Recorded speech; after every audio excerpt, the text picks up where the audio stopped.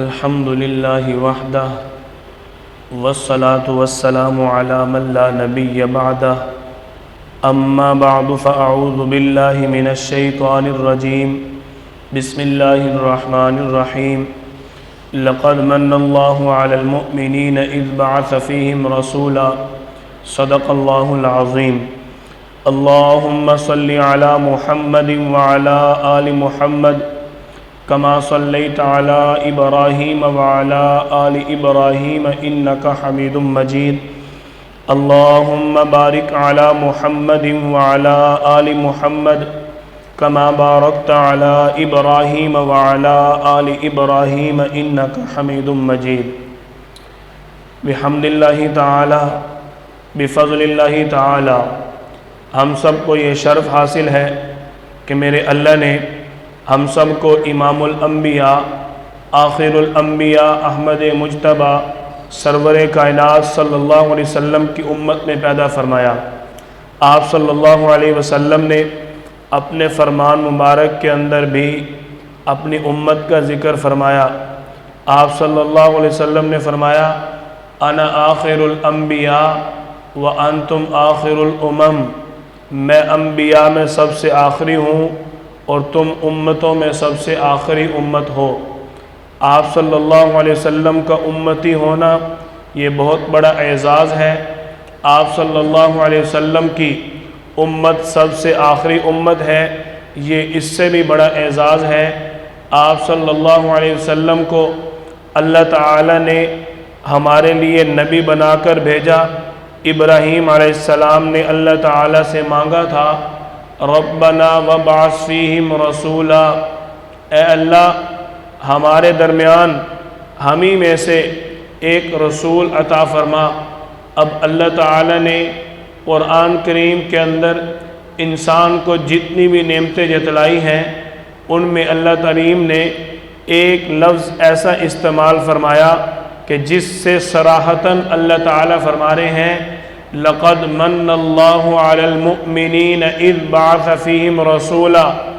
اللہ فرما رہے ہیں من اللہ، اللہ نے احسان کیا علی المؤمنین، ایمان والوں پر، اذ بعث فیہم رسولا، ان میں اپنا رسول بھیج کر۔ اللہ کریم کا واقعتاً ہمارے اوپر بہت بڑا احسان ہے کہ اللہ نے آپ صلی اللہ علیہ وسلم پیارا نبی، آخری نبی ہمیں عطا فرمایا۔ مثال کے ساتھ عرض کرتا ہوں، ایک شخص کا دوست ہو، ایک شخص کا محبوب ہو، ایک فرد دوسرے کے ساتھ محبت اور چاہت رکھتا ہو، لیکن جس سے وہ چاہت رکھتا ہے وہ محبوب پہلے کا ہے اور پھرتا گھومتا دوسروں کے ساتھ ہے، چلنا پھرنا اٹھنا بیٹھنا چہل قدمی اس کا کسی اور کے ساتھ ہو۔ آج عام محاورے کے اندر کہا جاتا ہے تو کیسا بے وفا دوست ہے، دوست میرا ہے چلتا پھرتا کسی اور کے ساتھ ہے، میں محبت تجھ سے کرتا ہوں، تو کہتا ہے مجھے محبت تیرے ساتھ ہے، لیکن میں دیکھتا ہوں کہ تیری ساری سرگرمیاں کسی اور کے ساتھ ہیں، تو کیسا میرا محبوب ہے۔ قربان جائے اپنے اللہ کریم کی رحمت پر، قربان جائے اللہ کریم کے اس امت پر احسان پر جو اللہ نے ہمارے اوپر احسان کیا۔ آج میں اور تو ہم سب اپنے محبوب کو کسی اور کے حوالے کرنے کے لیے تیار نہیں ہیں۔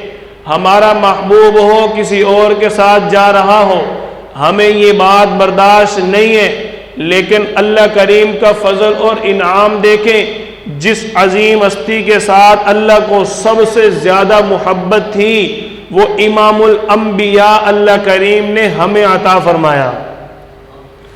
آپ صلی اللہ علیہ وسلم واقعتاً پوری انسانیت کے اندر ایک بہت بڑا مقام رکھتے ہیں۔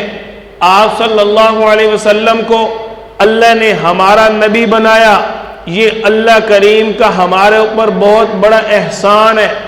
اب اس احسان کی لاج کیا ہے، اس احسان کے تقاضے کیا ہیں، حب رسول صلی اللہ علیہ وسلم کے تقاضے کیا ہیں؟ اللہ نے اپنا نبی ہمیں عطا فرمایا، اب ہمارا لاہ عمل کیا ہونا چاہیے؟ آپ صلی اللہ علیہ وسلم کو اللہ کریم نے مکہ مکرمہ کی دھرتی پر 571 عیسوی کو آدم علیہ السلام کے 6000 سال بعد پیدا فرمایا۔ آپ صلی اللہ علیہ وسلم اس دنیا میں جب آئے، اللہ نے آپ کی جہاں بھی آمد کی بات کی ہے، وہاں اللہ کریم نے صرف آپ کی آمد کی بات نہیں کی، ساتھ آپ کے مقصد آمد کی بھی بات فرمائی ہے۔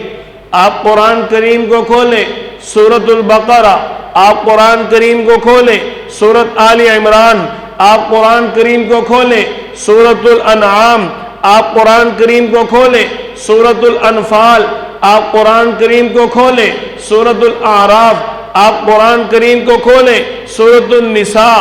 اللہ کریم بار بار قرآن کریم کے اندر اس چیز کا اپنے بندے کو احساس جتلا رہے ہیں، میرا بندہ میں نے اپنے محبوب کو تمہاری طرف بھیجا، میں نے تمہاری طرف اپنا محبوب بھیجا ہے۔ جہاں بھی اللہ نے اپنے محبوب کے بھیجنے کی بات فرمائی، جہاں بھی محبوب سرور کائنات صلی اللہ علیہ وسلم کی آمد کی اللہ نے بات فرمائی، وہیں میرے اللہ نے آپ کے آمد کے مقصد کی بھی بات بیان فرمائی کہ اللہ نے دنیا کے اندر جس چیز کو بھی بھیجا، جس چیز کو بھی بنایا، میرے اللہ نے کسی بھی نبی کو بلا مقصد نہیں بھیجا۔ تو یہ تو پھر امام الانبیاء ہیں، یہ تو پھر آخر الانبیاء ہیں، یہ تو سید الانبیاء ہیں، سارے انبیاء کے سردار ہیں، ان کو اللہ بلا مقصد کیسے بھیج سکتا تھا؟ اللہ نے جہاں بھی قرآن کریم کے اندر بار بار اپنے محبوب صلی اللہ علیہ وسلم کی آمد کی بات فرمائی، وہیں میرے اللہ نے مقصد آمد کی بھی بات فرمائی ہے۔ آمد رسول کی بات زور و شور سے ہو رہی، لیکن مشن آمد رسول کی بات کیوں نہیں ہوتی؟ آپ صلی اللہ علیہ وسلم ابھی نبی نہیں بنے، آپ صلی اللہ علیہ وسلم کو ابھی نبوت نہیں ملی کہ 20-25 سال کی عمر میں مکہ مکرمہ کے اندر آپ کی آمد کا چرچا نہیں ہے، لیکن آپ کے مقصد آمد کا چرچا خوب پھیل چکا تھا۔ آپ کی عمر 40 سال ہوئی، 40 سال پورے مکہ مکرمہ میں آپ کی آمد کا چرچا نہیں ہوا، لیکن مقصد آمد پر آپ نے نبوت سے پہلے محنت فرمائی۔ اس کی مثال آپ صلی اللہ علیہ وسلم کی نوجوانی شروع ہوئی، آپ نے تجارت میں قدم رکھا۔ حضرت قیس بن صائب رحمت اللہ علیہ فرماتے ہیں، آپ صلی اللہ علیہ وسلم پر ایمان لانے کے بعد عرض کی، یا رسول اللہ آپ نے مجھے پہچانا؟ آپ صلی اللہ علیہ وسلم فرماتے ہیں، ہاں ہاں میں تجھے پہچانتا ہوں۔ عرض کی، یا رسول اللہ میں بھی آپ کو پہچانتا ہوں، آپ پر ابھی تک نبوت منصب نہیں آیا تھا، ابھی تک آپ نبی نہیں بنے تھے، ابھی تک میں نے اسلام قبول نہیں کیا تھا۔ آپ کی نبوت سے قبل جب میں زمانہ جاہلیت میں تھا، آپ کے ساتھ تجارت کرتا تھا، آپ نے کبھی بھی تجارت کرتے ہوئے ٹال مٹول نہیں کی، کبھی بھی تجارت کرتے ہوئے آپ نے جھوٹ نہیں بولا، کبھی بھی تجارت کرتے ہوئے آپ نے دھوکہ نہیں دیا۔ یہ آمد سے، نبوت سے قبل مقصد آمد کی محنت ہو رہی ہے۔ ابھی آمد کی بات نہیں ہوئی، آمد رسول کی بات تو 40 سال جب نبوت ملی اس کے بعد بار بار تذکرہ ہوا، لیکن امام الانبیاء صلی اللہ علیہ وسلم اپنی نبوت سے پہلے ہی اپنی آمد کے مقاصد پر محنت شروع کر دیتے ہیں۔ آپ صلی اللہ علیہ وسلم کو کیا معلوم تھا کہ مجھے منصب نبوت ملنے والا ہے، لیکن اللہ کے ہاں تو فیصلہ تھا۔ میرے اللہ نے آپ کی ایسی تربیت اور مزاج لوگوں کو دکھایا کہ آپ کی آمد کے مقاصد مستقبل میں لوگوں کے سامنے کھل کے آنے ہیں، تو ہر ایک کو پتہ ہو یہ امام الانبیاء ہے، یہ عالی اخلاق کا مالک ہے، یہ بہت ہی ذی وقار شخصیت ہے، یہ اپنے علاقے کے اندر سب سے بڑا لوگوں کے ساتھ محبت کرنے والا ہے۔ آپ صلی اللہ علیہ وسلم کی آمد کی زیادہ سے زیادہ شور کرنے سے، آپ کی آمد کے زیادہ سے زیادہ تذکرے کرنے سے بہتر یہ ہے کہ ہم مقصد آمد کے تذکرے کریں۔ دیکھو، اللہ نے ابھی نبی نہیں بنایا، اس سے پہلے ہی آپ اپنے مقاصد پر کام شروع کر رہے۔ آپ کی عمر 25 سال ہوئی، پورے مکے میں تذکرے کہ اتنا وقار، ہر ایک کہہ رہا ہے محمد امین۔ آپ صلی اللہ علیہ وسلم کو نبوت ملنے سے پہلے لوگ آپ کو ایک نام محمد اور دوسرا نام امین سے جانتے تھے۔ اللہ نے نہیں امین نام رکھا، صحابہ کرام نے نہیں رکھا، آپ صلی اللہ علیہ وسلم نے خود نہیں فرمایا میرا نام امین ہے، آپ نے خود نہیں لوگوں کا میرا نام امین پکارو۔ اہل عرب کی، مکہ والوں کی یہ عادت تھی، ان کا یہ ماحول تھا، ان کا یہ مزاج تھا، جس بندے کے اندر جس صفت کو دیکھتے اس کو اسی کے نام سے یاد کرنا شروع کر دیتے۔ آپ صلی اللہ علیہ وسلم تو بہت بڑے امانت دار تھے، آپ صلی اللہ علیہ وسلم نے نہیں لوگوں کو کہا، خود کہہ رہے ہیں محمد امین۔ ابھی آمد نہیں ہوئی، مقصد آمد پر کام شروع ہے۔ آپ صلی اللہ علیہ وسلم کی آمد کے مقاصد کیا ہے؟ نمبر 1، بڑوں کے ساتھ محبت۔ آپ صلی اللہ علیہ وسلم نے اپنے بڑے کے ساتھ، اپنے دوست کے ساتھ، اپنے چھوٹے کے ساتھ، ہر ایک کے ساتھ 100% محبت فرمائی۔ آپ صلی اللہ علیہ وسلم نے صرف محبت نہیں کی، بلکہ محبت سے بڑھ کے آپ نے اپنی محبت کو لوگوں کے سامنے انڈیل کے رکھ دیا۔ اس کی مثال عرض کرتا ہوں، آپ صلی اللہ علیہ وسلم کے پاس ایک بڑھیا آئی، ایک بوڑھی عورت آئی، یا رسول اللہ صلی اللہ علیہ وسلم، آپ اللہ کے رسول ہیں، آپ اللہ سے دعا کریں اللہ تعالی مجھے جنت میں لے جائے، آپ میرے لیے دعا کریں اللہ کریم مجھے جنت میں داخل کر دے۔ آپ صلی اللہ علیہ وسلم کی بڑوں کے ساتھ محبت دیکھیں، آپ صلی اللہ علیہ وسلم کی بڑوں کے ساتھ شفقت دیکھیں، بڑوں کے ساتھ خوش طبعی پیار کرنا دیکھیں۔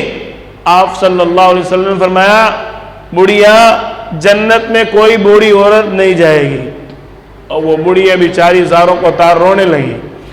آپ کی محبت دیکھیں، آپ کتنی خوش طبعی فرماتے، اپنے چاہنے والوں کے ساتھ، اپنے ساتھ رہنے والوں کو کتنی محبت رکھتے۔ حضرت عائشہ رضی اللہ عنہا آپ صلی اللہ علیہ وسلم سے عرض کرتی ہیں یا رسول اللہ، جب سے آپ نے یہ فرمایا ہے کوئی بوڑھی عورت جنت میں نہیں جائے گی، یہ بڑھیا تو روتی جا رہی ہے۔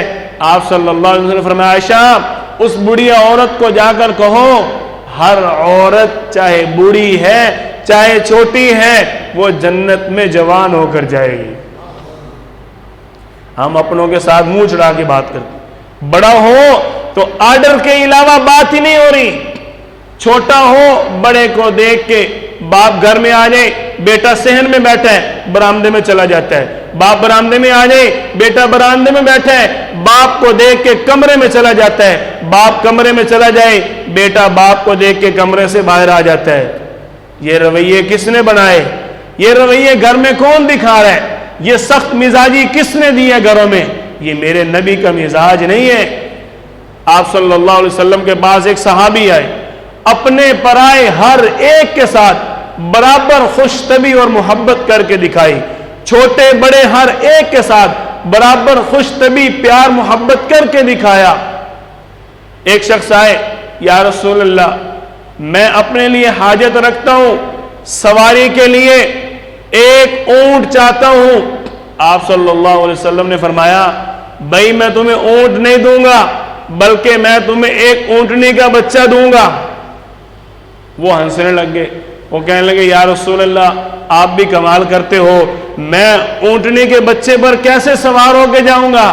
آپ صلی اللہ علیہ وسلم نے فرمایا بھائی جو بڑا اونٹ ہوتا ہے وہ بھی اونٹنی کا بچہ ہی ہوتا ہے۔ یہ کون خوش طبعی کر رہے ہیں؟ یہ کون پیار کر رہے ہیں؟ اتنی محبت آپ صلی اللہ علیہ وسلم اپنے پرائے کے ساتھ کر رہے ہیں، اور ہم اپنی اولاد کے ساتھ وہ محبت نہیں کرتے، ہم اپنے بھائی کے ساتھ وہ محبت نہیں کرتے، اپنے رشتہ داروں کے ساتھ وہ اخلاق وہ محبت نہیں کرتے جو آپ صلی اللہ علیہ وسلم ایک غیر کے ساتھ کر رہے ہیں۔ ہر ایک کو اپنا بنایا۔ آپ صلی اللہ علیہ وسلم بچوں کے ساتھ بھی اسی طرح محبت کیا کرتے تھے جس طرح بڑوں کے ساتھ محبت کرتے۔ آپ صلی اللہ علیہ وسلم بڑوں کے ساتھ کتنی محبت کرتے۔ ایک شخص آپ کا دوست ہے، اس کا نام ہے ظاہر، آپ صلی اللہ علیہ وسلم کو کبھی کبھی ہدیے بھیجا کرتا تھا۔ ایک مرتبہ آپ بازار کی طرف نکلے تو یہ سامان بیچ رہا ہے، آپ صلی اللہ علیہ وسلم چھپتے ہوئے اس کے پیچھے سے گئے، اس کے پیچھے سے جا کر ایک کی آنکھوں پر ہاتھ رکھ لیا، آنکھ مچولی جیسے کرتے ہیں۔ آپ صلی اللہ علیہ وسلم نے آنکھ میں ہاتھ رکھا اور آپ نے اس کو زور سے اٹھا دیا، بغلوں سے پکڑ کے اٹھایا۔ آپ کے اندر تو جنتی نوجوانوں کی 40 مردوں کی طاقت تھی، آپ تو ایک ہاتھ سے بھی اٹھا سکتے تھے۔ آپ نے اٹھایا اور اٹھا کر صدا دی، بھئی ساتھ اس کو بھی خرید لو، میں اس کو بھی بیچ رہا ہوں، لے جاؤ لے جاؤ، اس کو بھی لے جاؤ۔ اتنی خوش طبی، اتنا پیار۔ اور وہ جو بیٹھے ہوئے تھے آپ کے دوست حضرت ظاہر، وہ فوراً کہتے ہیں کون ہے بھائی، چھوڑو مجھے، کون ہے جو مجھے بیچنے آ گیا؟ مڑ کر دیکھا سرور کائنات صلی اللہ علیہ وسلم ہے، عرض کرتے ہیں یا رسول اللہ مجھ کالے کو کون خریدے گا؟ کیا فرما رہے؟ یا رسول اللہ مجھ کالے کو کون خریدے گا؟ آپ کے ہاتھوں بکنا بھی نمایاں ہے، آپ کے ہاتھوں خرید ہونا بھی نمایاں ہے۔ یا رسول اللہ آپ اتنی محبت کرتے ہیں، آپ صلی اللہ علیہ وسلم ہر ایک کے ساتھ محبت کر رہے ہیں۔ یہ ہے آمد رسول کا مقصد، یہ ہے آمد رسول کا مشن، اس کی بات کرنی چاہیے۔ آپ صلی اللہ علیہ وسلم نے اتنے عالی اخلاق لوگوں کو دکھائے۔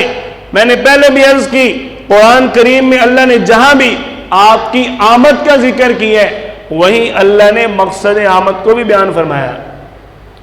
سورۃ البقرہ میں اللہ نے فرمایا ربنا وبعث فیہم رسولا، ہم رسول، حضرت ابراہیم علیہ السلام نے دعا مانگی یا اللہ رسول بھیج دے، کس لیے؟ 7 مقاصد، وَيَتْلُو عَلَيْهِمْ، لوگوں کو قرآن پڑھائے، وَيُزَكِّيهِمْ، لوگوں کا دل پاک کرے، یہ کس لیے؟ وَالْحِکْمَةِ، حکمت کی باتیں سکھائے۔ یہ 7 مقاصد بیان ہو رہے ہیں۔ اب اللہ تعالیٰ نے فرمایا لَقَدْ مَنَّ اللَّهُ عَلَى الْمُؤْمِنِينَ، ہم نے مومنین پر احسان کی ہے، اِذْ بَعَثَ فِيهِمْ رَسُولًا، ان میں رسول بھیج کر، کس لیے؟ وَيَتْلُو عَلَيْهِمْ آيَاتِهِ وَيُزَكِّيهِمْ وَيُعَلِّمُهُمُ الْكِتَابَ وَالْحِکْمَةَ۔ اللہ نے آمد رسول کے ساتھ مقصد آمد رسول کی بھی بات کی ہے۔ یہ ربیع الاول آیا ہے، ہم پہلے ربیع الاول سے لے کر آج تک بار بار مقصد آمد پر بات کر رہے ہیں۔ آپ صلی اللہ علیہ وسلم کی آمد کے جتنے مقاصد ہیں، اگر ہر ایک مقصد کو بیان کیا جائے ہماری زندگی ختم ہو جائے، آپ کی آمد کے مقصد ختم نہیں ہوں گے۔ لیکن افسوس، صد افسوس کہ آج کا مسلمان اپنے پیارے محبوب، اپنے محسن کائنات صلی اللہ علیہ وسلم کی آمد کے مقاصد سے ناآشنا ہے، در در کے دھکے کھا رہے ہیں۔ لیکچرار، فلاں سکالر، فلاں پروفیسر، فلاں کلیے، فلاں ضابطے، وہاں کیا جملے ہیں، زبردست شاعر ہیں، کیا اشعار ہیں، واجی وہاں فیس بک پہ کیا جملہ آ گیا، واٹس ایپ پہ بندے نے بات شیئر کی، دل کھل گیا، مزہ آ گیا۔ یہ جملے کہاں سے آ رہے ہیں؟ ادھر ادھر کی باتیں سارے سنتے ہو، لیکن دنیا کے اندر کوئی بھی ایسی بات جس سے انسان کے دل کو راحت ملتی ہو، میرے محبوب صلی اللہ علیہ وسلم نے وہ بات اپنے بندے کے لیے نہ فرمائی ہو، یہ نہیں ہو سکتا۔ کیوں؟ آپ صلی اللہ علیہ وسلم کی ہر سنت کے اندر ہر ایک کے لیے راحت ہے۔ آپ صلی اللہ علیہ وسلم کی ہر سنت کے اندر ہر ایک کے لیے حسن ہے۔ آپ کی سنت کا ہمیشہ کے لیے کنیہ یاد رکھیں، آپ کی کسی بھی سنت پر عمل کر کے بندے کو تکلیف نہیں پہنچے گی۔ آپ صلی اللہ علیہ وسلم کی سنت پر عمل کر کے کبھی بھی کسی بندے کو بدصورتی کا سامنا نہیں کرنا پڑے گا۔ ہر سنت خوبصورت بھی ہے، پرسکون بھی ہے، اس سے بڑھ کے اور کیا ہے؟ یہی ہر ایک کی چاہت ہے۔ تو آپ صلی اللہ علیہ وسلم کو پڑھو، سیرت کو پڑھو، آپ صلی اللہ علیہ وسلم کے عالی اخلاق پڑھو، آپ کے شمائل پڑھو، خود کتابیں خریدو۔ اخبار سارا دن پڑھ لیتے ہیں، ایک لائن قرآن کریم کے پڑھنے کی ضرورت نہیں ہے۔ اور اخبار کس کو کہتے ہیں؟ جو جھوٹا بھی ہو سچا بھی ہو۔ کسی بھی پڑھے لکھے انسان سے آپ پوچھ لیں اخبار کی تعریف کیا ہے، اخبار کہتے کس کو ہیں؟ اب یہ اتنا کچھ موبائل میں ہمیں آ رہا ہے، یہ کیا ہوتا ہے؟ خبریں ہیں۔ یہ ساری کیا ہوتی ہیں؟ خبریں۔